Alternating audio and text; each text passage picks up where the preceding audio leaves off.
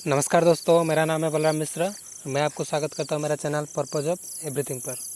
तो क्या करूँ, मैं ये वीडियो पहले से बना चुका था, लेकिन कुछ एरर की वजह से मुझे फिर से मैं ये वीडियो को रिकॉर्ड कर रहा हूँ। फिर कोई बात नहीं, टेक्निकल प्रॉब्लम आ जाता है। तो मैं कल बताया था आपको जेनोगा हिंदी में पढ़ करके, तो मैं कुछ बात मिस कर गया था। आज मैं उसको बताता हूँ कि बहुत इम्पोर्टेंट बात भी है ये। जेनोगा बोलता है कि ये जो धरती है ना, ये धरती ज्ञान भूमि है, भोग भूमि नहीं है। तो क्या इसको हम थियरी की तरह याद रख लेंगे या फिर उसको फील भी करेंगे? फील करना चाहिए ना। तो मैं छोटा सा एग्जांपल आपको देता हूँ कि मेरा पास जब जेनोगा नहीं था तो पता नहीं कितना परेशानियाँ घर में चल रहा था। रोज़ की झगड़े में मेरा पार्टिसिपेशन होता था। जैसे मान लो कि गुस्सा करना, लड़ाई करना, झगड़े करना, ये सब बहुत बड़ा शौक़ था मेरा। और वो मैं करता था भी था। तो क्या हुआ, जब जेनोगा आया तो क्वेश्चन उठना शुरू हो गया। मैंने पूछा कि ये मैं क्या कर रहा हूँ और मैं क्यों कर रहा हूँ? क्या इसका कोई बेनिफिट हो रहा है या फिर बस कुछ भी मैं कर रहा हूँ? तब मैंने देखा कि इसका कोई वैल्यू ही नहीं है। मैं बस एक ऐसे टाइम बिता रहा था जो कि यूजलेस था। तो थैंक गॉड, अभी जब से जेनोगा आया है तब से मैं वो लड़ाई झगड़ा में जाता ही नहीं हूँ। मैं अपने आप को बहुत ज़्यादा लकी मानता हूँ। जेनोगा की वजह से ये फ़ायदा मेरा हुआ है कि मेरा माइंड एकदम शांत रहता है। जब कोई भी झगड़ा रहता है ना, तो मैं उसके अंदर घुसता नहीं हूँ, बल्कि झगड़ा होने से पहले मुझे पता चल जाता है हाँ ये होने वाला है, तो मैं कट से आ जाता हूँ, कोई बाहर चले जाता हूँ और कुछ ऑब्जर्वेशन में लग जाता हूँ, कुछ काम करता हूँ। तो एक्चुअली जेनोगा आपको हेल्प करता है लर्निंग करने के लिए। आपका लर्निंग को बढ़ा देता है। कोई भी घटना आप देखते हैं उसमें से आप कुछ सीखते हैं। लेकिन पहले मैं नहीं सीख पाता था, लेकिन अभी मैं सीख पाता हूँ, क्योंकि मुझे लगता है हाँ ये ज्ञान भूमि है। इट इज़ नॉट भोग भूमि। मुझे लगता था ये मूवी देखने की भूमि है यार, ये तो थिएटर की भूमि है, थिएटर के जाओ मस्ती करके आ जाओ, यही भूमि है। लेकिन जब मैं पढ़ाई शुरू किया तब देखा कि यार बहुत सारा प्रॉब्लम सॉल्व हो रहा है। मतलब हर सेकंड में कुछ ना कुछ नॉलेज मुझे मिलने लगा। मुझे लगा हाँ एक्चुअली ये धरती ज्ञान भूमि है, भोग भूमि नहीं है। तो फिर आगे बढ़ते हैं। हम लोग बाहरी परिस्थितियों को सुधार रखते हैं और ऐसा करना भी चाहिए। फिर भी हमें इस बात का अंत भी करना चाहिए कि हम उन स्थितियों को देखते हैं जिसमें जीवन हमें उतनी रुकावट नहीं देता, जबकि हमारे आध्यात्मिक इच्छा के लिए अभिव्यक्ति का अवसर भी देता है। तब पर्यावरण में बदलाव गहन रुचि को अनुसरण करेगा। गहन रुचि से रहित मन एक सुधरा माहौल का फ़ायदा को नहीं देख पाता, बल्कि वो ऐसा माहौल तैयार करता है जिसमें वो अपने बुरे आदत को नए माहौल में लाता है और उसे भी जहरीला बनाता है और बर्बाद कर देता है। जैसे हमको बहुत अच्छा मोमेंट हमको मिलता है जब हमारा माइंड एकदम फ्रेश होता है, एकदम होता है जैसे सुबह का माइंड होता है ना। जब सुबह आप उठेंगे तब माइंड ऐसा शांत होता है जैसे कि आप कुछ भी माइंड के अंदर डालेंगे और ऐसा लगा कि आपका दिन भर का प्रोडक्टिविटी उसके ऊपर डिपेंड करता है कि आप सुबह क्या किया। तो सुबह के टाइम आप कुछ भी कर सकते हैं। अब उठ करके कोई ऐसी तैसी मूवी देख लीजिए, क्या होगा आपका, देखेंगे आपका माइंड थोड़ा डिस्टर्ब हो जाएगा। तो फिर जेनोगा कहता है कि ये जो टाइम है ना, ये टाइम का वैल्यू उठाओ। जब तक इस टाइम को हम वैल्यू नहीं करेंगे तब तक हम बहुत कुछ चीज़ें मिस कर जाएंगे। जैसे मैं पहली बार जब जेनोका पढ़ा था, दूसरी बार भी पढ़ा था, तीसरी बार जब पढ़ा था, मैं बहुत कुछ मिस कर रहा था। अभी भी मिस कर रहा हूँ, लेकिन कुछ ना कुछ तो मिल रहा है। और मुझे पता है कि जब तक इसको मैं चूस ना लूँ तब तक मैं इसको छोड़ूंगा नहीं। तो और दूसरी तरफ गहन रुचि के साथ असली उत्साह के प्रभाव से सभी बाहरी विषम परिस्थिति गायब हो जाते हैं। क्या उद्देश्यपूर्ण दुनिया में विषयगत गहन रुचि का प्रदर्शन असली उत्साह जैसा होता है? गहन रुचि से हमारा मतलब है अपनी आप में गहरी रुचि। ये खुश वास्तविक उत्साह की स्थिति है। खास उद्देश्य में रुचि के साथ महान संवेदनशीलता के लिए खुला मन होना आवश्यक है। महान संवेदनशीलता और उत्साह दोनों साथ रहती है। बिना संवेदनशीलता और उत्साह के बहुत बड़ी खुशियाँ भी मंद या सुस्त पड़ जाती है। उथला मन में ऐसी संवेदनशीलता और उत्साह कोई भलाई, संस्कारिक हठ धर्मिता या कोई स्वर्ग इसी नहीं दे सकता, से नहीं देख सकता। उथला मन से इसे प्राप्त नहीं किया जा सकता।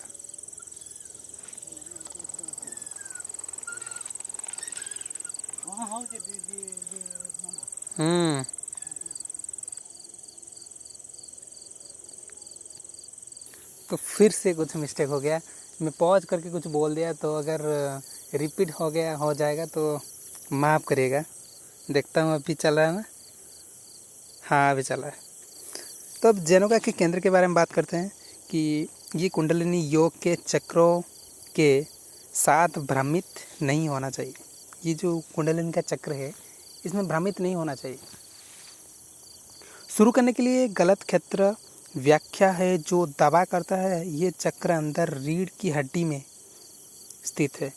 केवल पहला चक्र को ठीक से रीढ़ की हड्डी के अंदर स्थित कहा जा सकता है। पहले से ही दूसरे चक्र जो रीढ़ से थोड़ा ऊंचा स्थूल शरीर से बाहर और पीछे स्थित है और इसी तरह एक प्रकार का अर्धचंद्र तक अपने सुझाव के साथ रीढ़ की हड्डी के आधार से जुड़ जाता है, जो कि सिर के शिखर को छूने वाले बिंदु के ऊपर मंडराता है। तो ये था कुछ बातें हमारा जो किसके बारे में, चक्रा के बारे में। तो उसका बाद जब चक्र विकसित होता है तो क्या होता है? पारस्परिक बिंदु शरीर के सामने उत्पन्न होता है जो मेरिडियम से अपने स्वयं के विचलन के बराबर स्थित होता है। शरीर के सामने प्रक्षेपित होने वाले संबंधित आधे चंद्रमा का गठन होता है, जिसे चक्र के आधे चंद्रमा का रेखा की तुलना में अभी भी अधिक सूक्ष्म माना जाने वाला का आकस्मिक शरीर कहा जाता है, जिसके पीछे सामूहिक रूप से सूक्ष्म शरीर बनता है। तो इस बिंदु पर हम एक महत्वपूर्ण शब्द या जुड़वा शब्द को समझते हैं, जो कि वासना और वासना है। ये जेनोका में सबसे इम्पोर्टेंट है, इससे इम्पोर्टेंट से कुछ हो ही नहीं सकता। यहीं पर मेरा वीडियो का कुछ गलती हुआ था और वो वीडियो कैंसिल हो गया था। और मैं बताता हूँ कि वासना क्या होता है। डिज़ायर, मैं जब +2 फर्स्ट ईयर में था, मेरा मोबाइल धरने का बहुत बड़ा शौक, बहुत बड़ा मन था। जब भी देखता था, जहाँ भी देखता था, मेरा फ्रेंड्स मोबाइल धर के कुछ ना कुछ कर रहे थे, मेरा भी मन कर रहा था मैं भी कुछ करूँ। इसलिए घर में बहुत सारा लड़ाई भी हो जाता था, मुझे मोबाइल दे दो, मुझे मोबाइल दे दो, लेकिन मिलता नहीं था। तो ये था मेरा बहुत बड़ा डिज़ायर मोबाइल को लेकर के। और मोबाइल क्यों चाहिए था? क्योंकि बहुत सारा मज़ा मस्ती करना था, बहुत कुछ मूवी देखना था, बहुत एंटरटेनमेंट करना था। मुझे पता है जब पहली बार मोबाइल आया था, 1 साल में इतना उसके साथ छेड़ा कि वो फ़ोन तो गया और पता नहीं मैं उसके साथ क्या क्या किया, कौन सी गेम नहीं खेला, क्या नहीं किया पता नहीं। फ़ोन का एकदम ख़त्म हो गया सब कुछ। तो उसका बाद जो मोबाइल फ़ोन मेरा आया, मेरा इंटरेस्ट, मुझे खुशी इसलिए नहीं हुआ कि मुझे बहुत सारा मज़ा मस्ती करना है। मुझे इंटरेस्ट इसलिए हुआ कि मुझे बहुत कुछ सीखना है इससे। मोबाइल से मुझे बहुत कुछ सीखना है। क्या सीखना है? कि मेरा जो प्रोफेशनल करियर है उसके बारे में मुझे सोचने लगा। मैं कुछ क्लास भी लगाया, बहुत सारा क्लास अभी भी लगाता हूँ, देखता हूँ, और स्पिरिचुअलिटी की कोर्स भी करता हूँ। जैसे जैन योगा बेसिक कोर्स हो गया, उसको मैं ज्वाइन किया हूँ, उसका वीडियो भी देखता हूँ। तो अभी ये मोबाइल मेरे लिए क्या है, ज्ञान भूमि है, भोग भूमि नहीं रहा। तो आगे बढ़ते हैं। ये जो वासना है मैंने बताया नहीं क्या, ये था मेरा डिज़ायर। मोबाइल फ़ोन को लेकर के ये था मेरा डिज़ायर। ये डिज़ायर को ही बोलते हैं वासना। ये एक डिज़ायर नहीं बल्कि लाखों डिज़ायर हमारा अंदर पड़ा है, छोटा छोटा डिज़ायर। अभी हम खड़े हैं लेकिन हमारा अंदर कुछ ना कुछ डिज़ायर चल रहा है कि मैं ये वीडियो डाल रहा हूँ, पता नहीं कितना व्यू होगा, चल रहा होगा। और कभी कभी क्या चल रहा है कि यार मैं पढ़ाई कर रहा हूँ, ये जॉब होगा कि नहीं होगा, यार मेरा प्रोफेशन में कौन सी प्रोफेशन करना चाहिए मुझे, कौन सी जॉब करना चाहिए मुझे। इससे करोड़ों बहुत सारा डिज़ायर चलता रहता है। और ये छोटे डिज़ायर को हम वासना बोलते हैं। स्मॉल लेटर में जेनोका में वासना लिखा गया है, VASANA, स्मॉल लेटर में उसको छोटे डिज़ायर मानते हैं। और जब बहुत सारा डिज़ायर मिलते हैं तब कैपिटल लेटर वाला वासना बनाता है, VASANA, जो कि जब छोटे वासना इकट्ठा हो जाता है उसको बड़ा वासना बोलते हैं। समझ में आ रहा ना? अभी पढ़ता हूँ, समझ में आया। दो शब्द क्या है, एक वासना और एक वासना है। वासना क्या है? वासना बहुवचन है और वासना सिंगुलर, एक वचन है। बहुत सारा वासना मिलके वासनाएं बनाते हैं। इसका अर्थ क्या है? पूर्व धारणाएं या पूर्व प्रवृत्तियाँ, वे सभी प्रकार की मानसिक झुकाव और अनिच्छाएं। हाँ, चल रहा है। समतुल्य शब्द वासना अर्थ सामान्य मानसिक प्रवृत्ति या बल्कि संविधान जो अपर उपयुक्त पूर्वाभ्यास से उत्पन्न होता है। एक अपनी वासना के विपरीत एक मानसिक संकल्प से संविधान के खिलाफ एक शून्य के रूप में नुकसान ही मिलते हैं। वासनाओं से मिलकर बना होता है, मैंने आपको बताया था।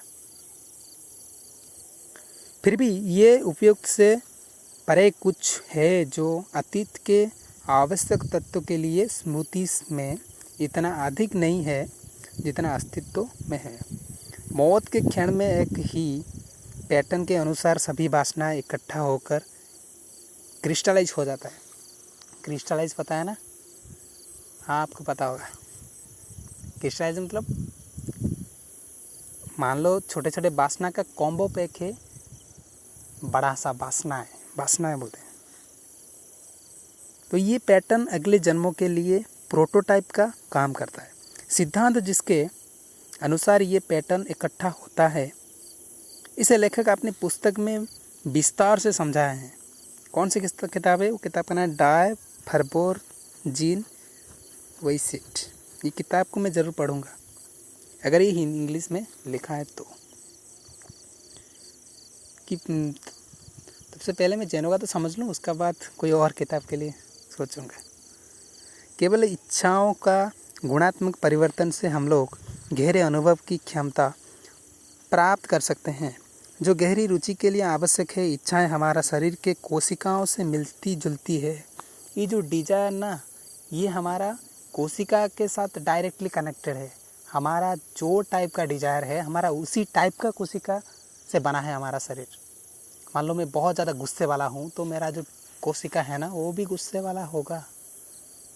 और अगर मैं बहुत ही शांत वाला हूँ, यानी मैं गौतम बुद्ध जैसा हूँ या फिर मैं रामणा महाराज जैसा हूँ, तो मेरा जो कोशिका है वो शांत कोशिका होगा। तो ये कोशिका के साथ डायरेक्टली कनेक्टेड है। तो हमको अगर परिवर्तन होना है तो क्या करना पड़ेगा? हमको परिवर्तन, तो वासना को बदलना पड़ेगा हमको। ये वासना कैसे बदलाएंगे? जो वासना बदलने के लिए करोड़ों साल लग जाते हैं। पता ना, ये जो नेचर हमको सिखाता है ना, टीचर की तरह होता है हमारा नेचर। लेकिन इतना धीमे धीमे सिखाता है। हम लोग सीखते हैं धीमे धीमे, बहुत समय लग जाता है, लेकिन जैन योगा इसको कुछ ही साल में आपको सिखा देगा। तो अच्छा है कि बुरा है कि आप कम समय में सीखना नहीं चाहते हैं? जो नेचर आपको पीट पीट करके सिखाना चाहता था बहुत दिनों तक, तो आपका इवोल्यूशन तभी हो सकता है जब आपका वासना चेंज होगा, आपका लाइक्स, आपका डिसलाइक्स वो चेंज होगा। मुझे पता है मेरा जो था वो अभी नहीं है, वो कोशिका कुछ तो चेंज हुआ है, मुझे पता है। मैं इस तरह का चीज़ें नहीं पढ़ता था, मैं स्पिरिचुअलिटी क्या मुझे कुछ भी नहीं पता था यार, उसका ABCD भी नहीं पता था। पहली बार कोई वीडियो देख ले अपने, ये क्या है, ये अजब सा कुछ बात हो रहा है। मैं यूट्यूब से जो भी वीडियो देखा था ये तो उससे अलग है एकदम। कुछ क्लिक हुआ मेरे अंदर, फिर मैं देखना शुरू किया, मैं करना ये मुझे करना है। तो उसी समय मुझे लग रहा है उसी समय भी मेरा कुछ कोशिका तो चेंज हुआ है कि मेरा थोड़ा सा डिज़ायर मूवी से चेंज होकर के कोई और से तो आया। इसलिए मैं बड़ा थैंक यू हूँ। कोई बात नहीं।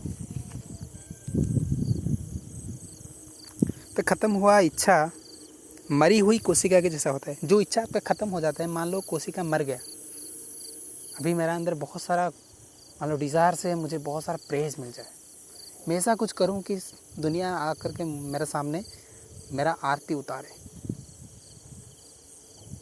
लेकिन अगर ये डिज़ायर मेरा ख़त्म होता है, यानी ये कोशिका भी मेरा ख़त्म हो गया, और मैं नहीं चाहूँगा कि मेरा कोई आरती उतारे या फिर मेरा मुंह पे कोई थूके, कोई फ़र्क नहीं पड़ेगा जब वो कोशिका मर जाएगा। और मर जाएगा मतलब ऐसा नहीं कि इसके सामने कोई और कोशिका नहीं आ जाएगा, रिप्लेस हो जाएगा अच्छी कोशिका से। तो ये नई कोशिका की तरह की भावनाएं निर्माण करती है। नई कोशिका वैसा ही तैयार होता है जैसा खाना पीना के समय नई इच्छा रखते हैं। पोषण लेने की प्रत्येक प्रक्रिया के द्वारा ही विचार और मानसिक गुणवत्ता बनती है। यदि हम खाना खाने समय पूरी घृणा के साथ खाएंगे तो क्या, मान लो मैं खाना खा रहा हूँ लेकिन मैं सोच रहा हूँ मुझे मेरा कोई बेइज्जती कर दिया था, मैं उसके बारे में सोच रहा हूँ, मेरा अंदर बहुत सारा हेट्रेड थॉट आ रहा है कि ये बेकार आदमी है, इससे मैं बदला लेके ही रहूँगा। फिर वो थॉट ख़त्म होता है, फिर और कोई थॉट जन्म होता है, वो भी बुरा वाला थॉट। तो मान लो जैसे ये इंजेक्शन की तरह काम करता है।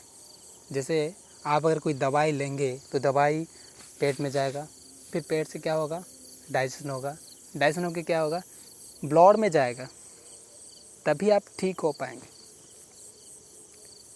लेकिन अगर मैं इंजेक्शन दे दूं आपको तो ये डायरेक्टली लिक्विड की फॉर्म में आपका ब्लड में चला जाएगा। यानी ये जो काम होता था पेट में गया, पेट से डाइजेशन हुआ, फिर गया ब्लड में गया। इससे स्पीड क्या है, इंजेक्शन इससे स्पीड है।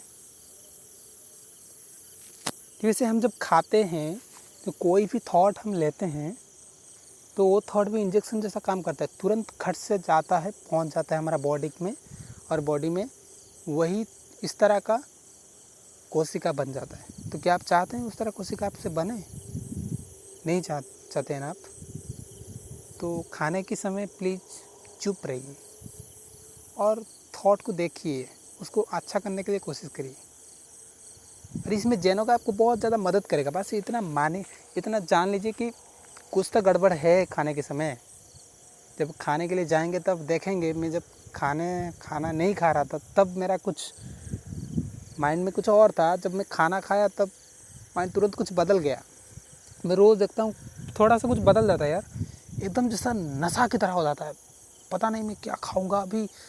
मैं देखता हूँ मैं खाना खा रहा था, एक दिन मैं क्या खट से मैं रुक गया, पार्टी में खाना था एकदम टेस्टी खाना, मैं रुक गया, मैं देखा क्या हो रहा है। पार्टी में एकदम जो क्या बोलते हैं उसको, कौन सा लाड़ है उसका नाम क्या है, सालाइवा ना, हाँ सालाइवा, सालाइवा। मेरा पार्टी में एकदम मेरा मुंह में एकदम क्या हो गया, भर गया। और मैं देखने लगा कि मेरा माइंड के अंदर कुछ लड़ाई भी चलने लग गया। यार चबा यार, क्यों बंद कर रहा है, क्यों चाहता, अच्छा खाना है। तो मुझे लगा अच्छा ये सब चेंज हो गया। ओके मैं देखता हूँ, कुछ तो गड़बड़ है। तो फिर हम बचने के लिए तो नहीं खाते हैं, बचने के लिए खाते हैं क्या? फिर भिखारी खाते हैं बचने के लिए, क्योंकि उनका पास बहुत ही कम खाने के लिए है, इसलिए वो सिर्फ खाते हैं बचने के लिए। लेकिन हमारा पास तो बहुत है, हम सिर्फ बचने के लिए तो नहीं खाएंगे ना, हम किस लिए खाएंगे? हम बचने के लिए तो खाएंगे, लेकिन इसका साथ साथ मज़े के लिए भी खाएंगे ना। सही बात है ना? शायद ये बात सही है। तो यदि हम खाना खाते समय पूरी घृणा की भावना रखते हैं तो हम घृणा को इच्छा को बढ़ाते हैं। यदि गुस्सा के साथ भोजन करते हैं तो हमारे शरीर गुस्सा तैयार करने वाले कोशिका बनाता है। इसलिए जैन योगा में कहा जाता है, आप खाना खाते और पीते समय क्या सोच रहे हैं और कैसे सोच रहे हैं, ये बहुत मायने रखता है। ये बहुत इम्पोर्टेंट कि आप कैसे खा रहे हैं।